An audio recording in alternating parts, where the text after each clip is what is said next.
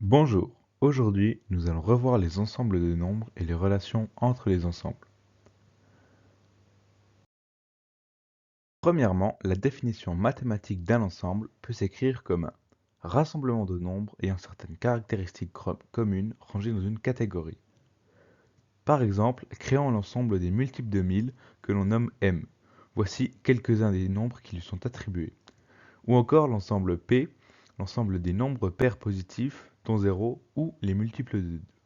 Voici quelques-uns des nombres qui lui sont attribués.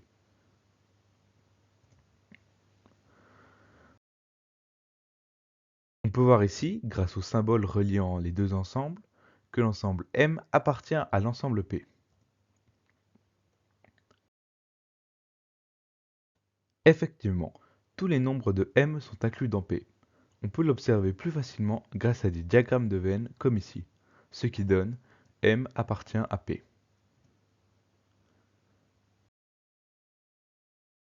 En revanche, l'ensemble P, ou plus vulgairement les nombres contenus dans P, ne sont pas tous inclus dans M, comme 2 qui est dans P mais pas dans M. On dit donc que P n'appartient pas à M.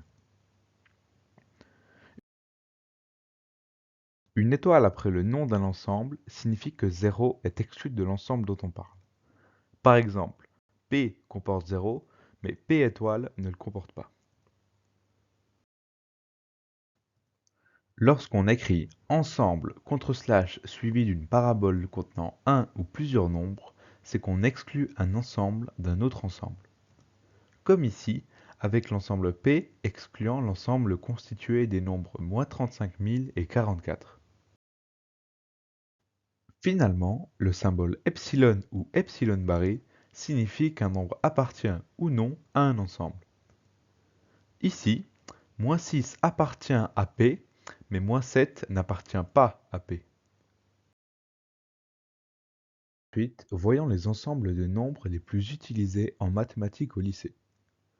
Le premier est l'ensemble n, ou nombre entier naturel, contenant les nombres nuls, positifs et entiers.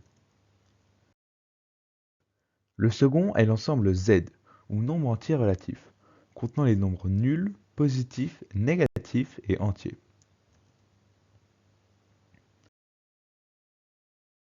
On voit alors que tous les nombres de n sont contenus dans z, comme 0 ou 1.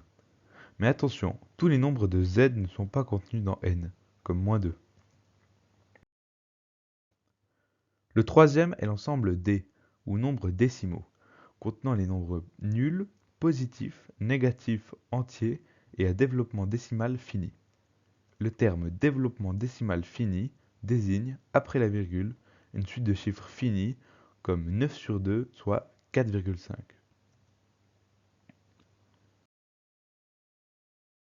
Cet ensemble, comme avant, contient tous les nombres de z et de n, comme -2 ou 1, que l'on peut aussi écrire -2,0 ou 1,0. Le quatrième est l'ensemble Q, ou nombre rationnel, contenant les nombres nuls, positifs, négatifs, entiers, à développement décimal fini et périodique. Le terme développement décimal périodique désigne, après la virgule, une suite de chiffres semblables infinis, comme 1 sur 3, soit 0,33333 à l'infini.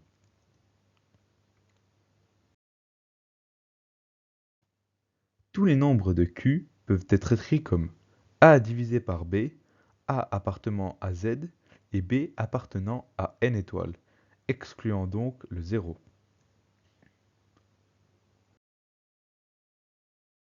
Q regroupe donc D, Z et N.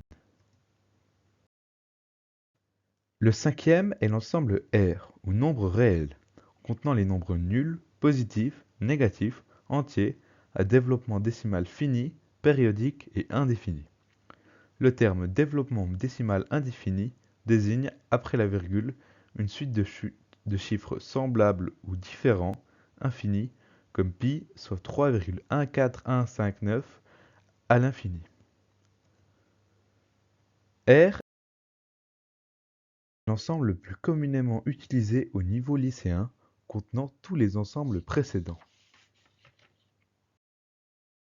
Le sixième est l'ensemble C, ou nombre complexe, contenant, En plus des propriétés des ensembles précédents, le nombre imaginaire I, qui, au carré, est égal à -1. Cet ensemble abstrait n'est étudié au lycée qu'en filière Math 2, mais est très pratique pour des calculs complexes dans l'électromagnétisme, l'aéronautique ou la mécanique quantique. Ce système ensemble complète et regroupe les 5 ensembles précédents étudiés en maturité gymnasiale. Les nombres entiers naturels font partie des nombres entiers relatifs, qui font partie des nombres décimaux, eux-mêmes faisant partie des nombres rationnels, qui font partie des nombres réels, ensemble faisant finalement partie des nombres complexes.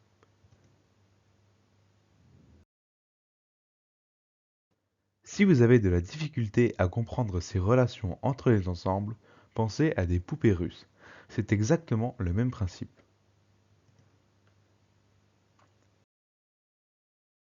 Voici la notation courante de ce système. Pour vous en souvenir, pensez à la phrase mémotechnique née du curé croyant, formant les lettres N, Z, D, Q, R et C. C'est la fin, merci pour votre attention et en espérant avoir pu vous aider avec vos révisions. Bonne chance!